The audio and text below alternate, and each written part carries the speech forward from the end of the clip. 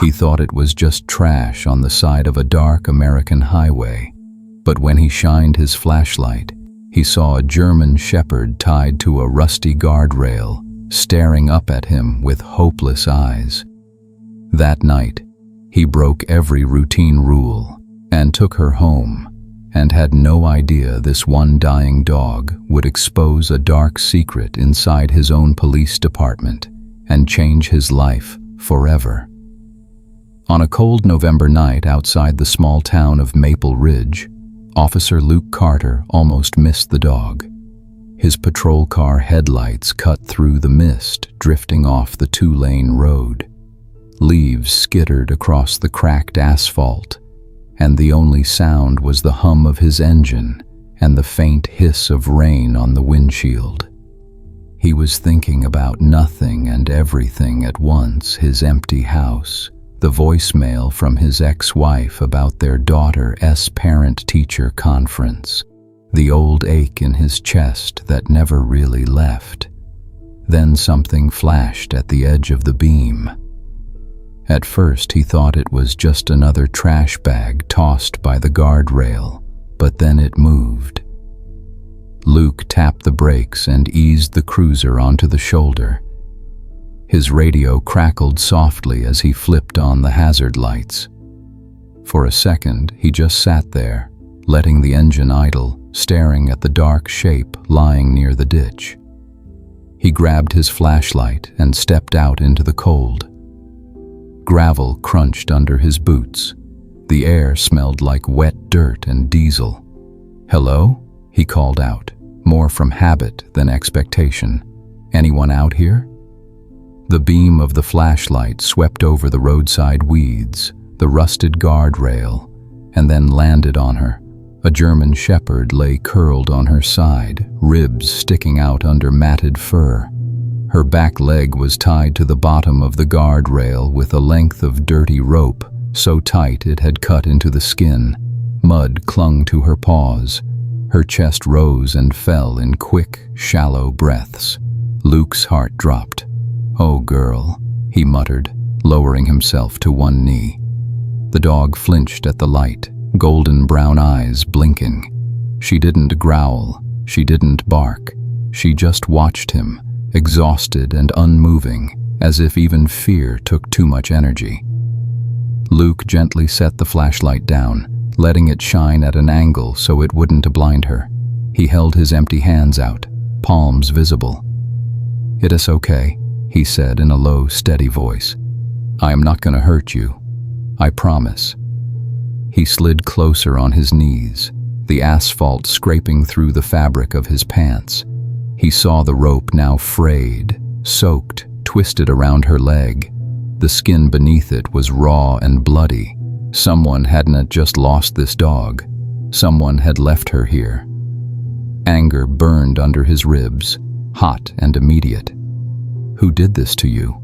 he whispered, even though he knew she couldn't answer.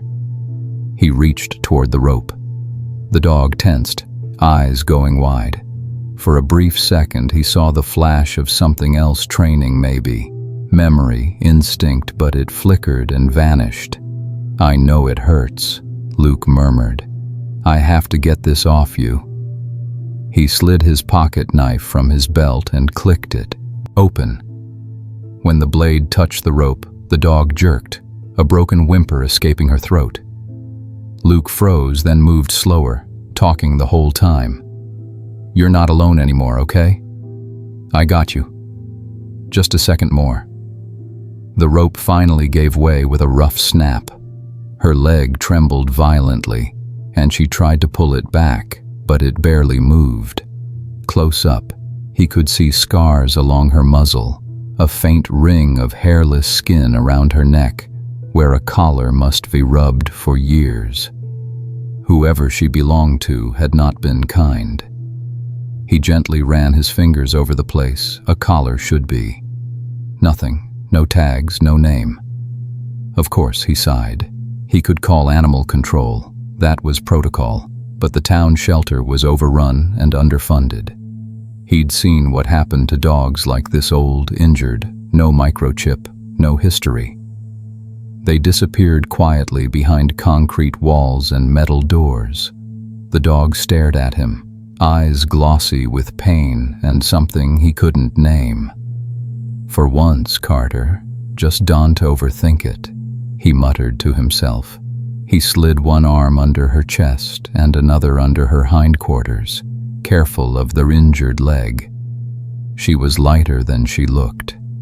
She let out another small whine, but didn't fight as he lifted her. Her head lolled against his arm, her breath warm against his wrist. He carried her like that, step by careful step, back to the cruiser. The rain had turned into a fine mist that clung to his uniform. He opened the back door with his elbow and laid her gently on the seat. She curled instinctively, tucking her nose under her paw, as if trying to disappear.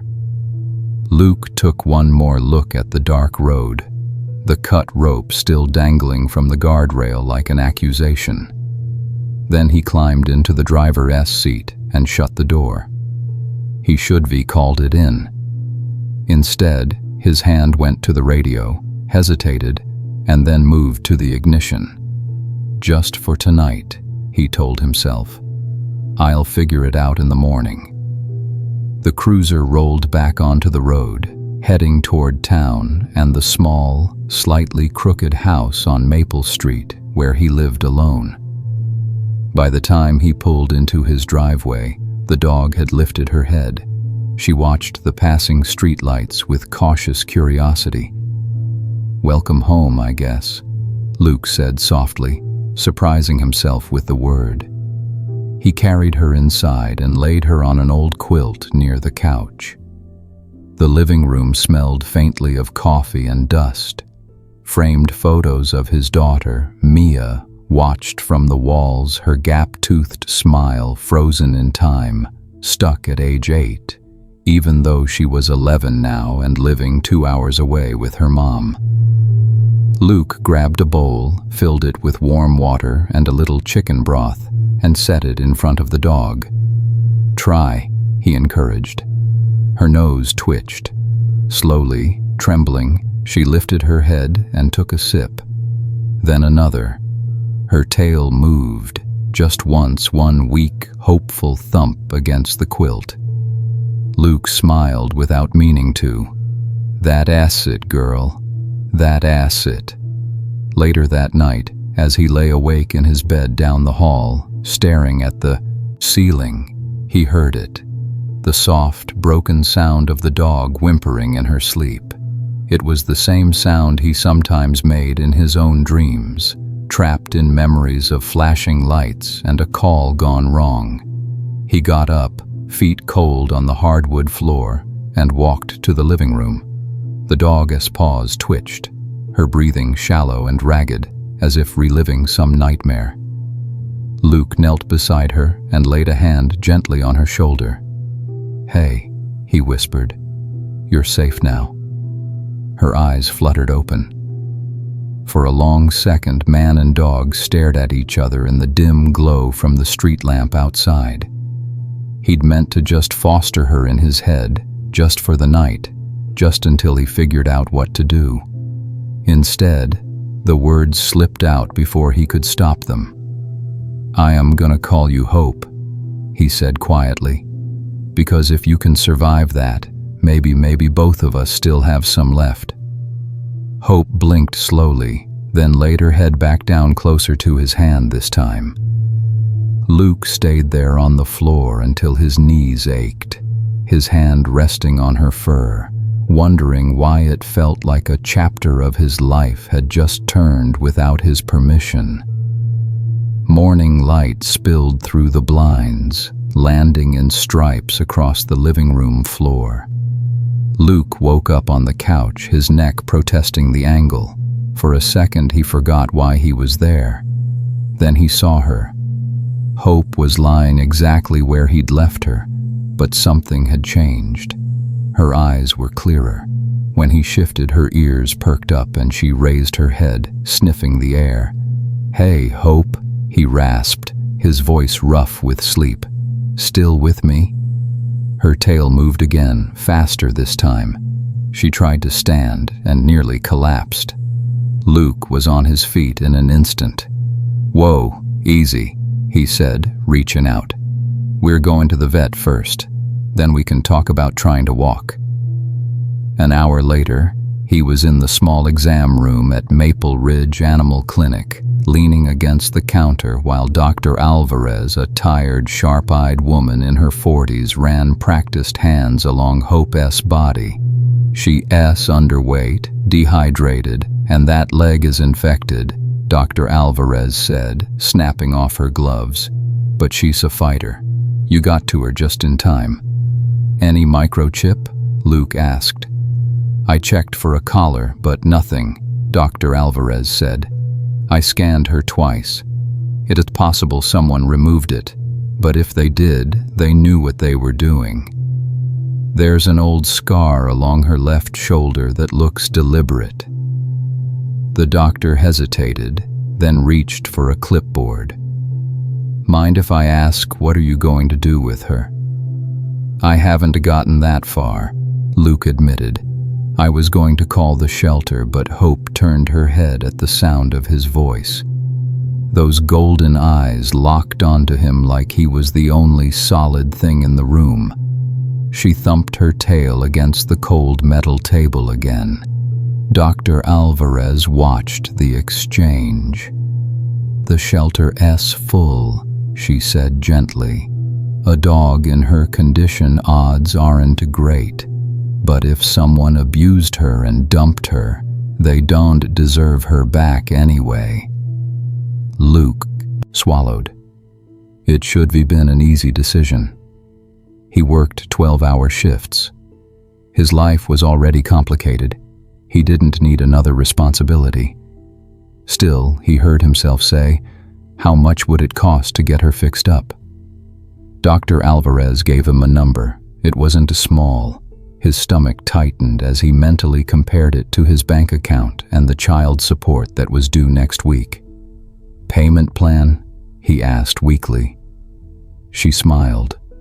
"For you, Officer Carter. We'll make it work." Besides, she reached out and scratched Hope behind the ear. Sometimes a dog like this is exactly what someone needs. On the way home, Hope lay quietly in the back seat, her leg bandaged, a plastic cone around her neck to keep her from licking the wound. Luke kept glancing in the rearview mirror. "You and I," he said softly. "We were really doing this, huh?" Days turned into weeks. Hope learned the sounds of his house, the creak of the front steps, the whir of the refrigerator, the radio chatter when he clipped his duty belt on. She started sleeping, not on the quilt, but closer to the hallway, as if putting herself between the front door and his bedroom. One night, he woke from another nightmare, heart pounding, sweat cold on his back. He sat on the edge of the bed, elbows on his knees, trying to breathe. Then he felt it, a weight against his leg. He looked down. Hope had pushed the bedroom door open with her nose and come in quietly. She rested her head on his knee, eyes looking up at him, calm and steady. "You hear everything, don't you?" he murmured. She didn't move, didn't demand anything, just stayed there, as if lending him some borrowed strength. On his days off, he started working with her in the backyard. At first, it was simple sit, stay, come, but it didn't feel like teaching. It felt like reminding. "Sit," he'd say, and before the word finished leaving his mouth, she'd be sitting, posture straight, eyes locked on his. Down. She dropped to the ground instantly. "Stay." He walked across the yard, turned his back, whistled, clapped, opened and closed the gate. She didn't move until he gave the release. Luke frowned, curiosity sparking. "Where did you learn all this, Hope?" he murmured. One afternoon, his radio went off on the kitchen counter. He'd left it on, out of habit. A dispatcher's voice crackled through, calling another unit to respond to a shoplifting downtown. Hope, who had been dozing on the rug, snapped to attention. She stood up, ears pricked, and walked to the radio, head tilted. "You recognize that?" Luke asked, half joking. He reached for an old tennis ball and tossed it across the room experimentally. "Fetch." Hope didn't just run after it. She sprinted, caught the ball mid-air, and pivoted sharply, body turning with the kind of controlled power he'd seen only in working dogs. She brought the ball straight back and dropped it into his hand. Luke's cop instincts kicked in. He called up some old K-9 commands he'd heard at training seminars years ago. "Search," he said, hiding the ball behind a cushion on the couch. Hope didn't hesitate. Nose to the ground, she swept the room with practiced, efficient motions, ignoring everything else until she found the ball. She nudged it free with her paw and looked up at him proudly. "You've done this before," Luke whispered. "You're not just some stray, are you?" The next week, everything changed. It started with a missing child. The call came in just after sunset. A 6-year-old boy, Jasper Mills, had wandered away from his backyard near the edge of town, where the houses gave way to cornfields and woods. His parents thought he was playing in the shed. By the time they realized he was gone, he'd been missing for over an hour. The search was chaotic. Neighbors with flashlights, officers combing the fields, the air buzzing with panic. Sirens painted the night with red and blue. Luke stood by his cruiser, heart tight. He'd seen this kind of thing go bad before. Kids didn't last long in the cold. Hope sat in the front passenger seat, nose pressed to the glass, ears alert. "Carter," the sergeant barked. "We got any K-9 teams available?" "Closest one's 30 minutes out," someone answered. "Maybe more." 30 minutes they didn't have. Luke looked at the cluster of sobbing parents by the porch, at the dark stretch of field behind the house, and then at Hope. "This is insane," he muttered. "This is absolutely insane." He opened the door. Hope jumped down, her paws hitting the gravel, body bristling with energy. He crouched in front of her. "Hope you want to help me?" She tilted her head, reading his face like it was a page. He walked over to Jasper's mother. Her hands were shaking as she held out a small sweatshirt, the fabric still warm from her son's body. "Ma'am," Luke said gently, "I know this is unorthodox, but I need something with Jasper's scent." She looked at the dog, at Luke, and then thrust the sweatshirt toward him with desperate eyes. "If she can find him, take whatever you need. Please." Luke knelt again and held the sweatshirt to Hope's nose. "Find," he said softly. "Find Jasper." For a heartbeat, nothing happened. Then Hope inhaled sharply, her entire body tightening like a coiled spring. Without waiting for a leash, she turned and loped toward the field, nose low, moving with purpose. "Carter," the sergeant shouted. "What the hell are you doing?" "Trust me," Luke called back, already running after her. Hope veered left, then right, weaving through the tall grass, ignoring the shouts and beams of flashlights. Twice she stopped, sniffing the ground intensely, then moved on. They reached the tree line. The woods swallowed them, branches scraping Luke's arms. His flashlight beam bounced wildly. "Jasper," he shouted. "This is Officer Luke. If you can hear me, call out." Nothing. Hope suddenly froze. Her ears shot forward. She took off again, faster now, her paws barely making a sound on the damp leaves. Then Luke heard it, a faint, thin cry. "Mom?" "Jasper," Luke yelled. "Keep talking, buddy." They burst into a small clearing where a shallow creek cut through the earth. There, on the far bank, huddled against a tree, was a small figure in a red jacket, shivering and sobbing. Hope reached him first. She slowed as she approached, tail wagging slowly, body low and non-threatening. Jasper's eyes widened. "Doggy?" he whispered. Luke splashed through the creek, the cold water soaking his pant legs. He dropped to his knees near Jasper and checked him quickly, cold, frightened, scraped, but alive. "You did good hanging on, kid," Luke said, voice thick with relief. "Let's get you back to your mom." He clicked his radio. "We've got him. He's safe. I am bringing him in now." As they walked back, Jasper clung to Hope's fur with one hand, to Luke's sleeve with the other. "Is she a police dog?" Jasper asked, teeth chattering. Luke glanced down at Hope, who walked between them like she'd been doing this her whole life. "She is now," he said quietly. Back at the house, Jasper's mother fell to her knees, sobbing into her son's hair.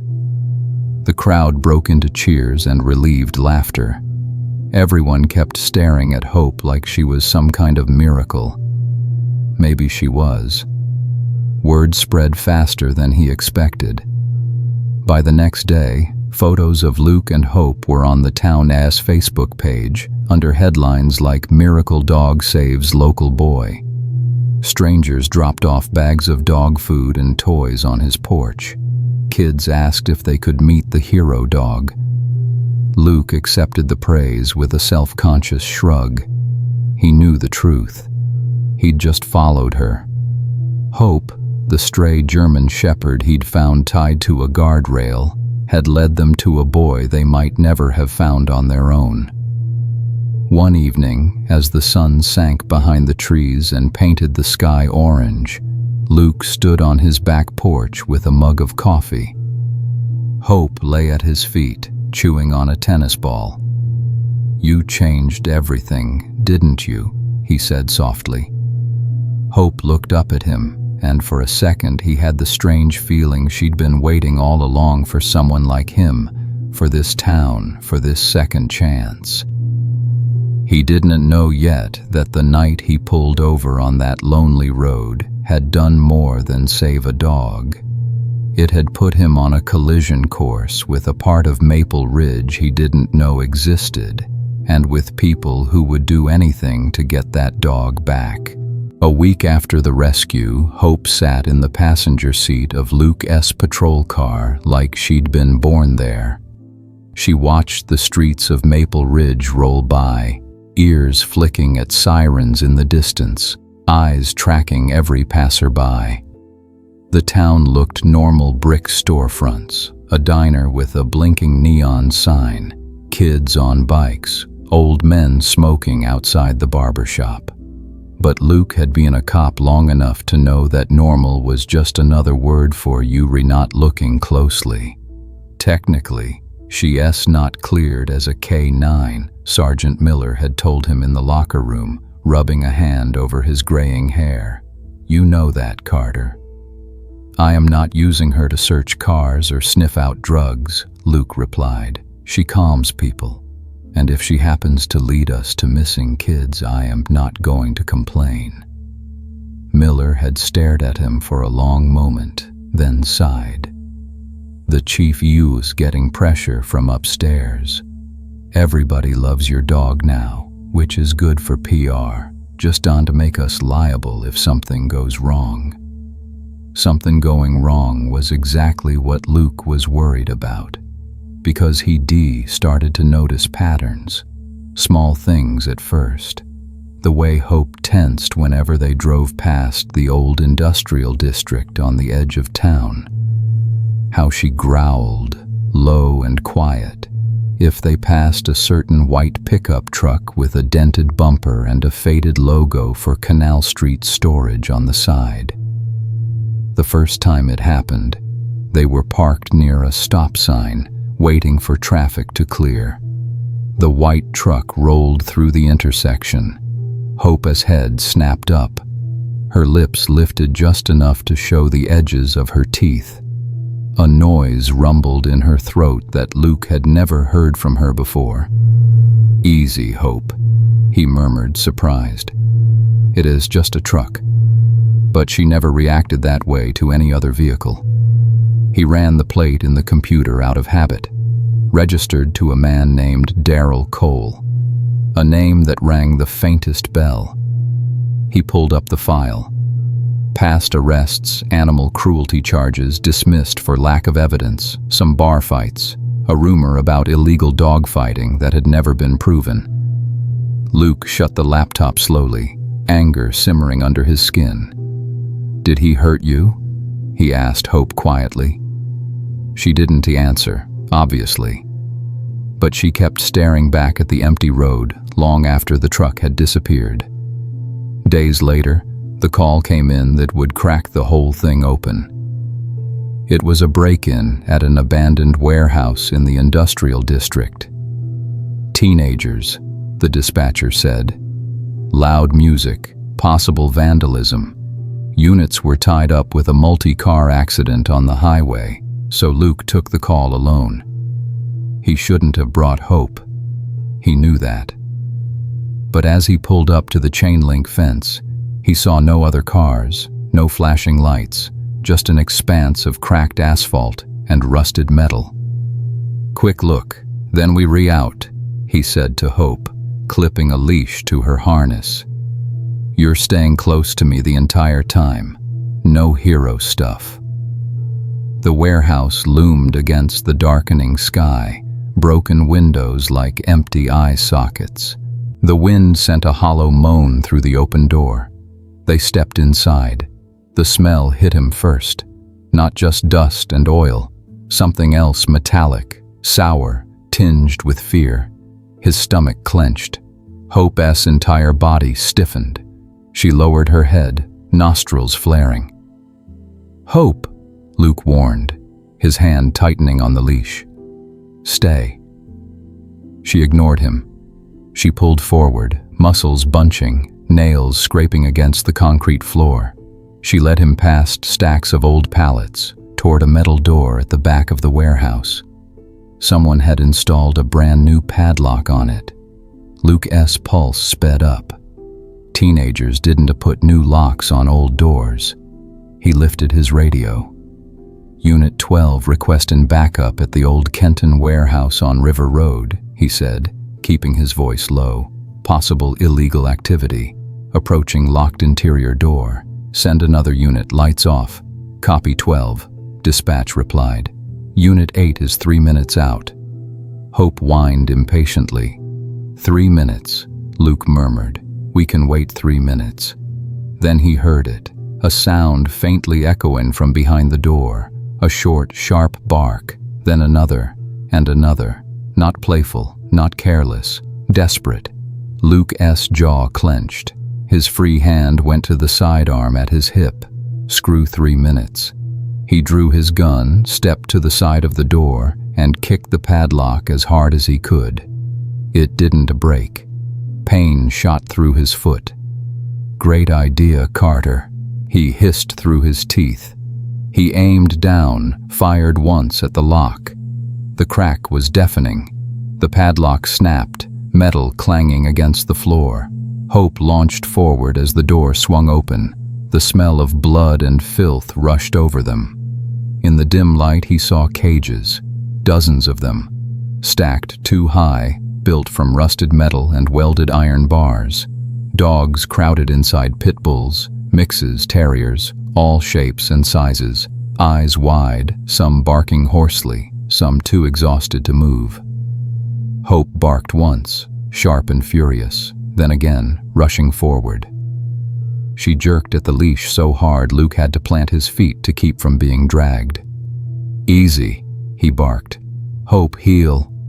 She ignored him, pulling him toward one cage in the back. Her barks changed, turning high-pitched, almost frantic.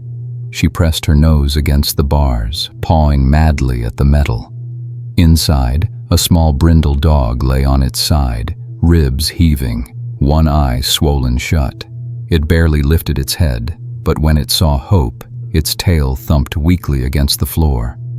Hope whined, low and aching, licking at the bars. Luke's throat tightened. "You know this one," he whispered. Footsteps echoed behind him. "Put the gun down, Carter." The voice was familiar, and hearing it here, not in a briefing room, not over a radio, but in this nightmare, felt wrong in a way that made Luke see skin crawl. He turned slowly. Sergeant Hayes stood in the doorway, his broad frame blocking the light from the warehouse. He wasn't in uniform. He wore a dark jacket and jeans. His face was calm. Too calm. "Sergeant?" Luke said, confused, his gun still trained on the ground. "What are you doing here?" Hayes' eyes flicked to Hope, then to the cages, then back to Luke. "I could ask you the same thing," he said. "You're in over your head, son." Son? He hadn't called him that since Luke was a rookie. "You knew about this?" Luke demanded, the words scraping his throat. "About them? About the fighting?" Hayes shrugged, like they were discussing parking tickets. "This town likes to pretend it's clean," he said. "It is not. These people pay good money, and they pay to keep the trouble away from the pretty side of Main Street. That's how things stay quiet." Luke's heart pounded. "You're protecting dogfighters?" he choked. "You're involved?" "Watch your tone," Hayes said lightly. "Those are dangerous accusations, especially when you're the one who broke into private property and discharged your weapon without backup." Hope's growl vibrated through the leash into Luke's hand. The other dogs had gone quiet, eyes flicking between the men like they understood every word. "This is wrong," Luke said, softer now, but more certain than he'd ever been of anything. "You know it. I don't care who's paying you." Hayes took a step closer. He'd trained Luke how to shoot, how to read a crime scene, how to write reports that wouldn't get shredded by the DA. Luke had trusted him for years. Now he saw a stranger. "You're not thinking clearly," Hayes said. "You've always been too sentimental. It's your weakness. First with that overdose case, what was her name? The girl you still blame yourself for not saving. Now with that dog." He tilted his head at Hope dismissively. "She was a fighter, property, nothing more." Luke's finger tightened on the trigger. "Don't talk about her like that," he said, his voice shaking. "Someone's going to come looking for her," Hayes continued. "These people don't like losing what belongs to them. They've been asking questions ever since she disappeared from the ring. They think someone stole her from their truck on the highway. They don't know she's riding around in a cop car playing hero." Pieces clicked into place in Luke's head. The missing microchip, the scar along her shoulder, the way she reacted to the white truck, the infected leg tied to the guardrail like trash. "She was dumped when they were done with her," Luke said, feeling sick. "They tied her to a guardrail and left her to die." Hayes shrugged again. "They don't keep losers." "She's not a loser," Luke snapped. "She saved that boy's life." Hayes' smile didn't reach his eyes. "Exactly. Which makes her valuable again." He slid a hand into his jacket pocket. Luke's body tensed, ready for a gun, a knife, anything. Instead, Hayes pulled out a small metal tag. It was battered, edges worn, the engraving faint but still legible. "Roxy. She used to work for us," Hayes said. "Officially, K9 unit, best nose I ever saw." Then someone decided the unit was too expensive. Budget cuts. I made a deal.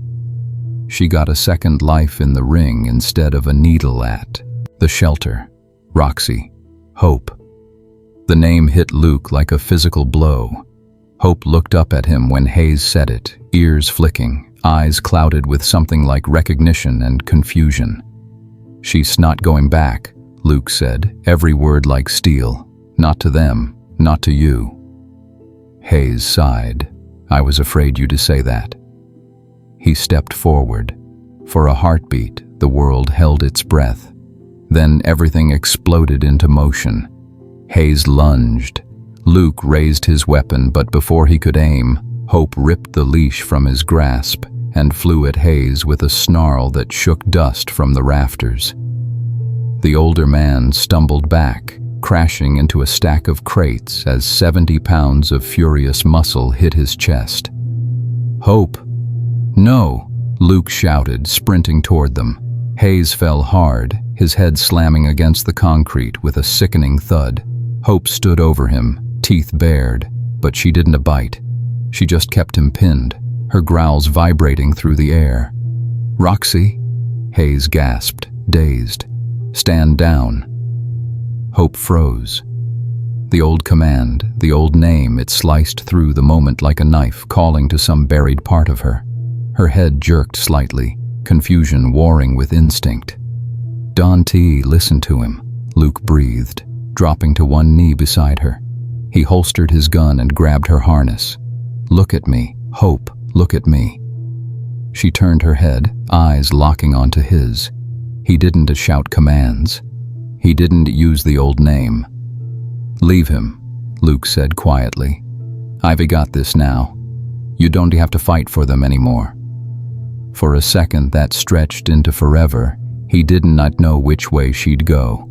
Then, slowly, Hope stepped off Hayes and moved to Luke's side. She pressed against his leg, still growling but under control. Sirens wailed in the distance. Backup was finally coming. Luke cuffed Hayes himself, his hands steady now. The older man didn't fight. He just stared at the ceiling with a flat, tired gaze. "You're ending something that has been keeping this town quiet for a long time," Hayes said. "You sure you're ready for what happens when the noise starts?" Luke tightened the cuffs until the metal bit into Hayes' wrists. "Quiet doesn't always mean good," he said. "Sometimes it just means nobody's been brave enough to speak yet." He glanced down at Hope. "And I am not alone anymore." The fallout hit Maple Ridge like a storm everyone had smelled coming but pretended wasn't real. The discovery at the warehouse led to warrants. The warrants led to more warehouses, hidden bank accounts, encrypted messages on burner phones. A whole network unraveled: dogfighting, gambling, money laundering. Names that had been whispered for years finally appeared in black ink on official reports. Names that hurt to read: a city councilman, a local business owner, 2 officers from a neighboring county, and Sergeant Hayes. The department was shaken to its core. Reporters camped outside the station. Protesters held up signs that said things like, "Justice for the dogs and clean house." Hope became the quiet center of the chaos. She was there the morning Hayes was brought through the back entrance in handcuffs, avoiding the cameras. She lay at Luke's feet as he filled out report after report, the fluorescent lights humming overhead. She trotted beside him down hallways, buzzing with tension, her nails clicking on the linoleum. "Never thought I'd see the day," Sergeant Miller muttered, watching Hayes being led away. "Good work, Carter. You and that dog." Luke didn't feel victorious. He felt tired, and he was scared. Because Hayes had been right about one thing. The people who lost money because of him weren't the forgiving kind. Threats started small. An anonymous note left under his windshield wiper. "You took what's ours. This isn't over." A strange car idling near his house late at night. A brick through his front window that shattered glass across the living room. He'd found Hope standing in the middle of it, barking her head off. unharmed only because she'd been sleeping on the couch instead of near the window like usual. "Maybe you should get out of town for a while," Dr. Alvarez suggested quietly when he brought Hope in to check the cut she'd gotten from stepping on a piece of glass. "Stay with family," he snorted. "My mom-'s in Florida, one hurricane away from losing her porch every year, and my daughter-'s 2 hours away with her mom's new husband who already thinks I'm a bad influence. Then at least let me board Hope here for a few days," she pressed, "just until the worst blows over." He looked at Hope, who watched him from the exam table, her eyes steady.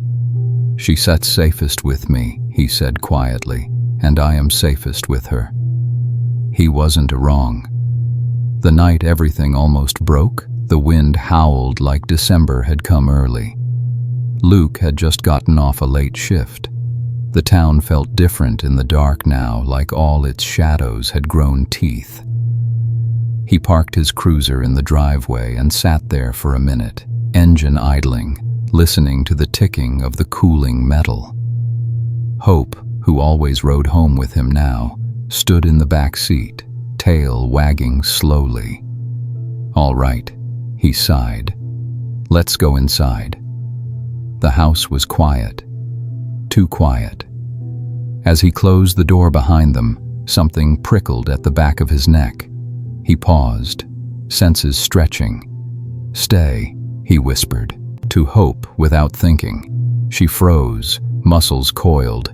He drew his gun, moving through the hallway and practiced steps 1, 2, clear, 1, 2, clear. Living room, nothing. Kitchen, nothing. Then he reached his bedroom. The door was slightly open. He'd locked it that morning. Luke took a breath, then pushed it open with his foot, gun raised. The first thing he saw was the empty room. The second was the photograph on his nightstand, his favorite picture of Mia at age 6, covered in chocolate ice cream, laughing. The frame had been turned face down. His blood ran cold. A whisper of movement behind him was the only warning he got.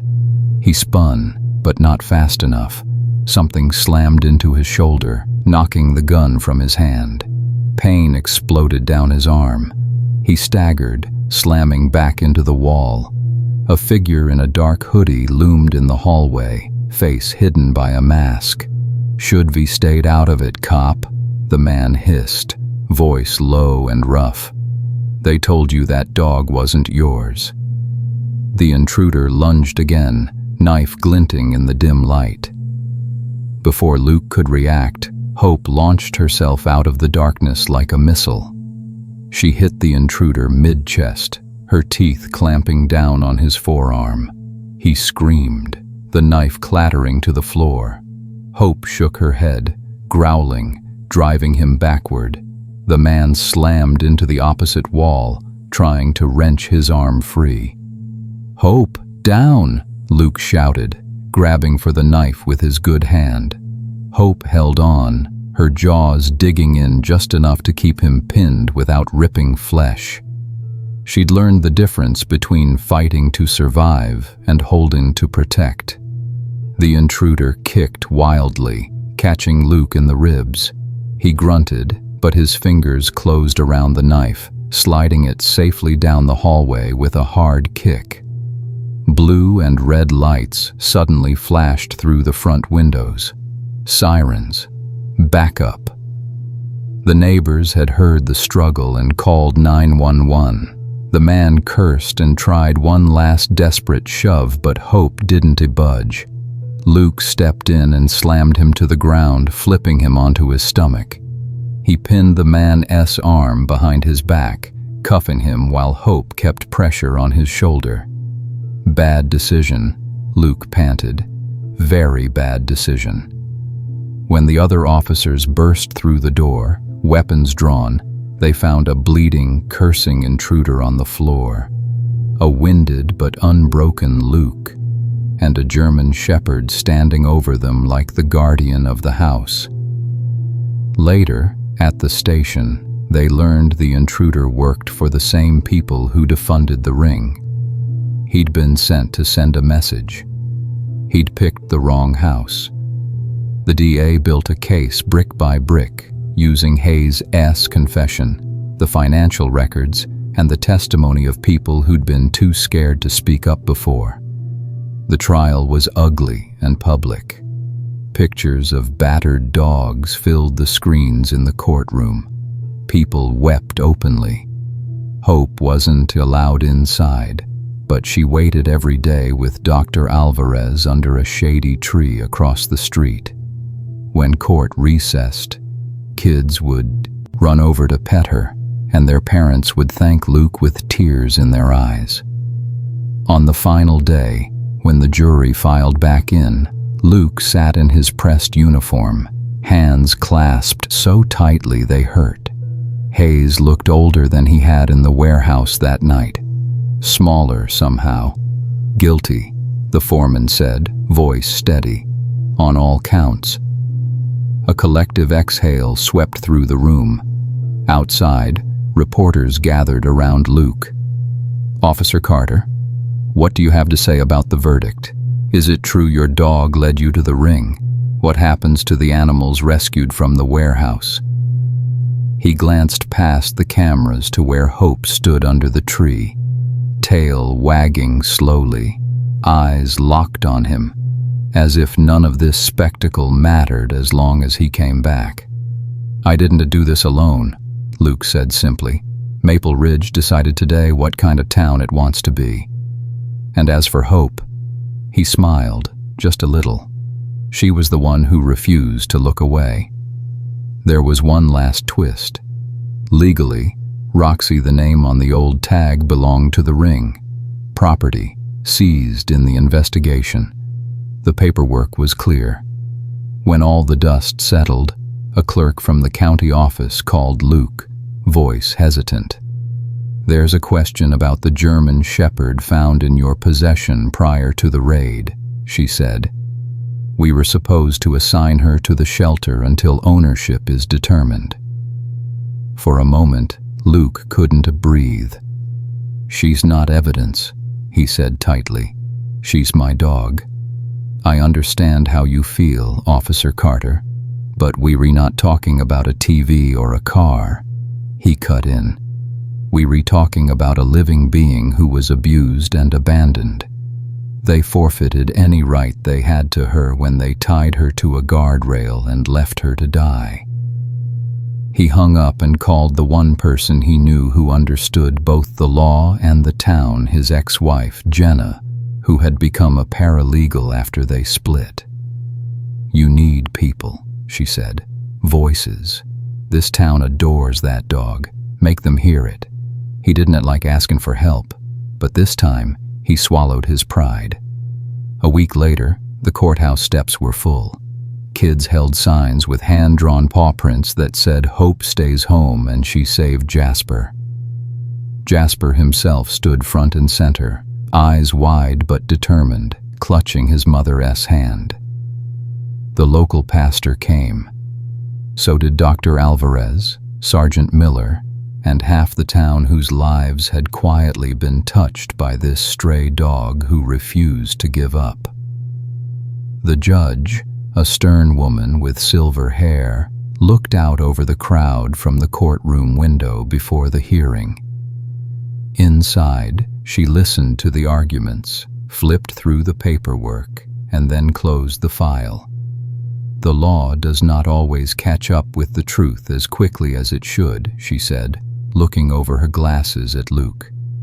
"But every now and then, it gets the chance." She glanced at the photo of Hope in the file, the one of her standing next to Luke and Jasper on the night of the rescue. This animal was abused, abandoned, and left for dead, the judge continued. Through the actions of Officer Carter, she received care, a home, and has since rendered service to this community beyond what could reasonably be expected of any property. It is the decision of this court that the German Shepherd known as Roxy, hereafter recognized legally as Hope, shall be awarded to Officer Luke Carter as her lawful and permanent guardian. Luke didn't realize he'd been holding his breath until it came out in a shaky rush. Outside, the cheer was so loud it startled Hope, who jumped and then barked once in surprise, tail wagging furiously as kids swarmed around to hug her. That night, for the first time in what felt like a lifetime, the house on Maple Street didn't feel too big. Mia came to stay for the weekend. She dropped her backpack in the hallway and went straight to Hope, dropping to the floor to bury her face in the dog's fur. "Dad, she's even prettier in real life," Mia said, her voice muffled. "Mom showed me all the pictures, but she's like a real superhero." "Don't let it go to her head," Luke said, leaning against the doorway. "She already acts like she owns the place." Hope rolled onto her back, paws in the air, tongue lolling, eyes pure joy. Mia laughed, the sound bright and free. Later, the three of them sat on the back porch as the sun went down, fireflies blinking over the yard. Mia rested her head on Luca's shoulder.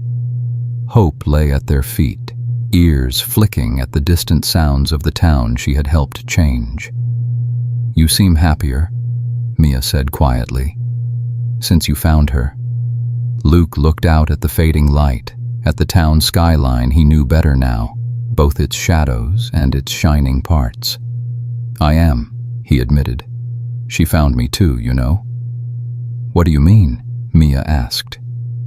He thought about the night on the road, the rope around a thin leg, the angry scars, the hollow eyes that had still held a spark of something stubborn and alive.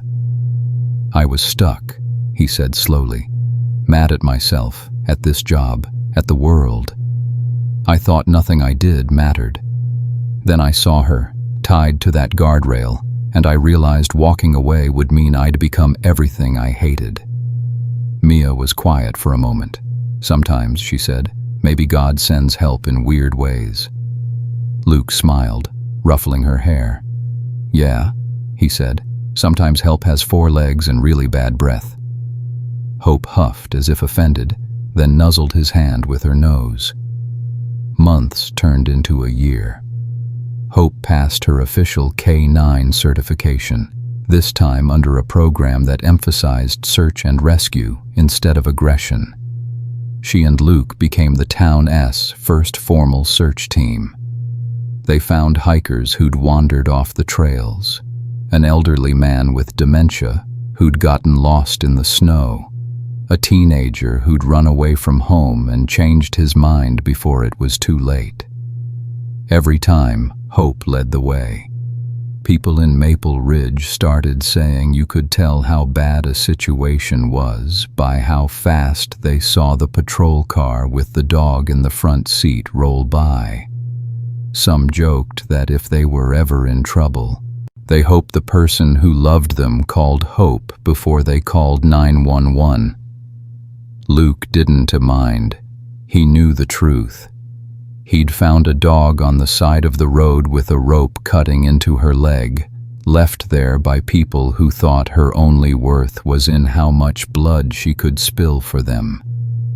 He'd brought her home. She'd given him something he didn't even know he was missing, a reason to keep believing the job mattered, that people could change, that bad chapters could have better ones after them. Hope lay on the rug in the living room that night, Mia's head resting on her side as they watched a movie. Outside, Maple Ridge hummed a town a little more honest, a little more awake, because one cop and one dog refused to look the other way. Luke glanced at the framed photo on the wall, a new one now.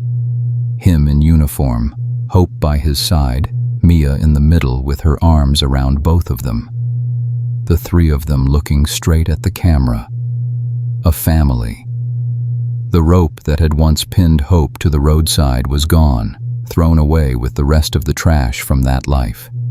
In its place was something invisible but stronger than anything Luke had ever felt. Not a leash, a bond. He reached down and scratched Hope behind the ear.